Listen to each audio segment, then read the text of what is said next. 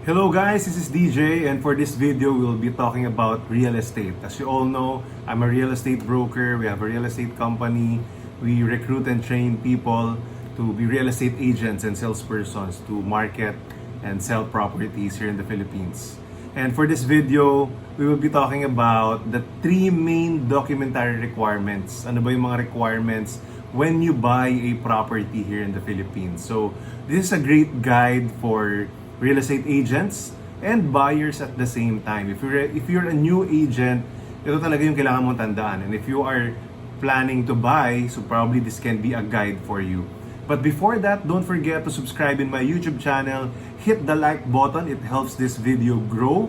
And also share this video to your friends if you know they need it. And of course, turn on that notification bell so that you will get updates and whenever I come up with new videos like this.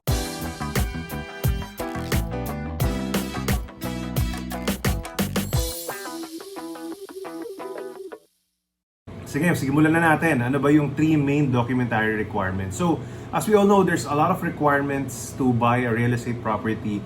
But in reality, it's grouped into three main types. So, para kahit wala kang listahan, madali mo siyang tandaan.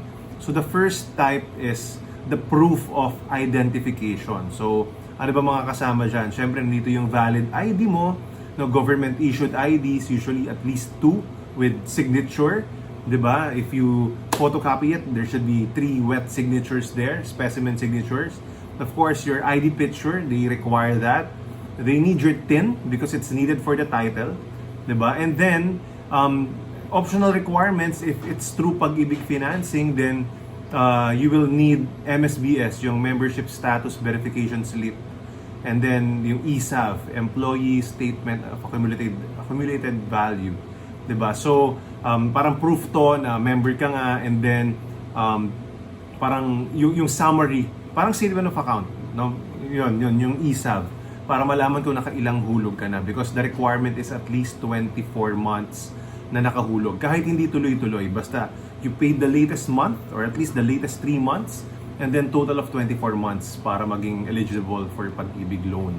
Ayan. Also, marriage certificate of course is required, especially ayan, for those who are married. If you're single, no need for birth certificate. The ID will suffice. Of course, passport. If you're an OFW, they will really require the passport.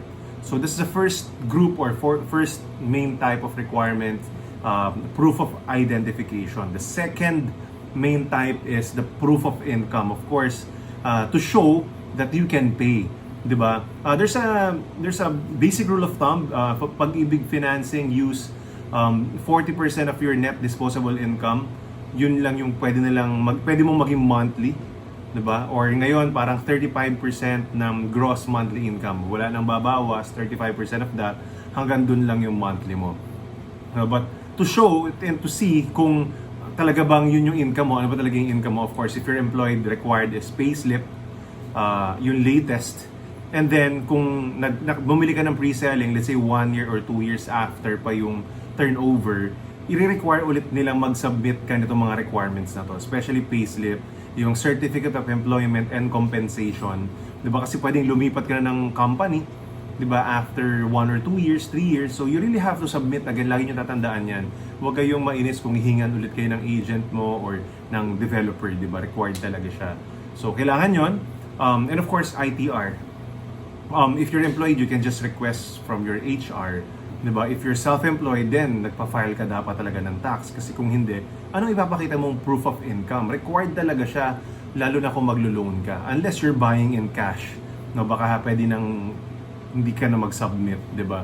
But the TIN is required, diba? Or if you don't have TIN, one-time TIN is required, especially for foreigners. There's a file that you can request in BIR. Ayun. So, bank statement can be as well as additional proof of income, especially for business owners yung walang ma-provide na payslip and certificate of compensation, certificate of employment. Ayun. And then business permit, of course, if you're employed, if you have a business, that's one thing that you need to show. And of course, yung audited financial statement can also help.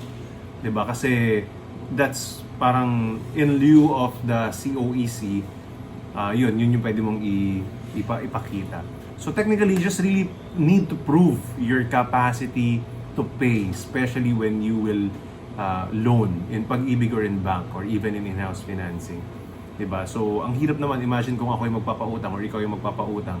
Diba? You really have to screen the buyer or the borrower. So, part ito ng requirement. Minsan hinihingi na to ng mga developers within the first 30 days after reservation. And of course, the third group or main type of documentary requirements is proof of billing address or proof of billing. Diba? So, kailangan mo dyan, of course, yung phone bill mo or electric bill mo or credit card bill. Basta, this should match what you wrote down in your address. Diba? Kung ano yung address mo dun sa reservation agreement or sa buyer's information sheet, dapat naka-appear yun dun. Diba? So, dun, magmamatch siya. So, paano yan, DJ, kung wala akong billing, walang sa akin nakapangalan sa landlady ko or sa landlord ko or sa parent ko, kapatid ko, ganyan. So, you can ask for an endorsement letter from the landlord or kung sino man yung may-ari ng bill, the bill owner. So, just certifying that you are living in that house. Diba? And then, of course, valid ID niya with signature. No? So, para at least hindi ka nang gagamit lang ng address. The purpose of really the proof of billing address is, of course, if you have a loan, syempre, most especially para alam nila kung saan kanila hanapin. And if there are some communications that they need to send via snail mail, kasi syempre, a lot of communications naman nasa email na, but kunyari hindi ma-reach yung email mo, na-block na yung email mo, cellphone mo, hindi ka matawagan, they will also send something via snail mail. So that's really required. So just a recap, those are the three things. Proof of identification, proof of income, and then proof of billing address. Now, there are some other special requirements that are needed, diba? So, usually when you're buying pre-selling, it's during the down payment stage, you are required to submit post-dated checks.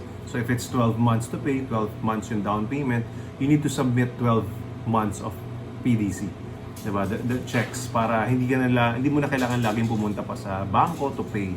And that's kind of the thing here in the Philippines right now. And sometimes developers even require you to submit the 13th check, which is kung magkano yung loan mo. I-submit mo yon and then babawiin mo na lang kapag ma-approve na yung loan mo. Ganon. So that's what they do. And also another special requirement which is more common is the SPA or Special Power of Attorney. This gives power to a representative in case wala ka sa Philippines. Let's say you're an OFW, paano yan, di ba? So you need someone to sign. If you're abroad and then yung asawa mo nasa Philippines, so pwedeng siya yung maging SPA. So dalawa na lang siya na yung sasign sa both of your names. Ikaw tsaka siya. Di ba? So, and then, kung kunyari pareho naman kayong nasa abroad, so and then let's say anak nyo or kamag-anak, dapat nearest kin talaga, hindi pwedeng kung sino lang. Although pwede naman talaga, legally pwede kahit sinong maging attorney in fact, yung representative mo. Pero usually may mga developers na ayaw pumayag. So mas maganda kung sino yung nearest kin talaga. Ayun. So unfortunately, kung magkaaway kayo ng asawa mo, kailangan pa rin ng pirma niya. Now, because this is really legal document, it's still a conjugal property.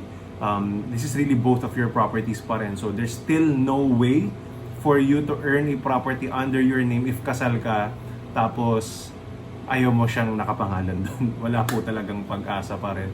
No? So, pangalan nyo sa anak mo, hopefully, capable na siya magbayad. Diba? Kasi mahigpit na rin yung BIR ngayon. Hindi na pwedeng basta ipangalan sa bata. Ganon. Pag wala pa siyang proof of income. Ayun. So those are some of the things that I wanna share with you. If you have other questions about purchasing a property, then just leave a comment and I will try my best to answer. If you have other questions, type in the comment section as well. Maybe I can create videos related to your question if mas mahaba yung kailangan na sagot, diba? I like it that you're asking questions so that I have more ideas of what content I can create. So again, if you like this video, don't forget to subscribe in my YouTube channel and turn on that notification bell so that you will get updated every time there's new videos like this. Again, like this video so that it helps my channel grow, and share this video with your friends. So with that, thank you very much for watching this video. See you again soon.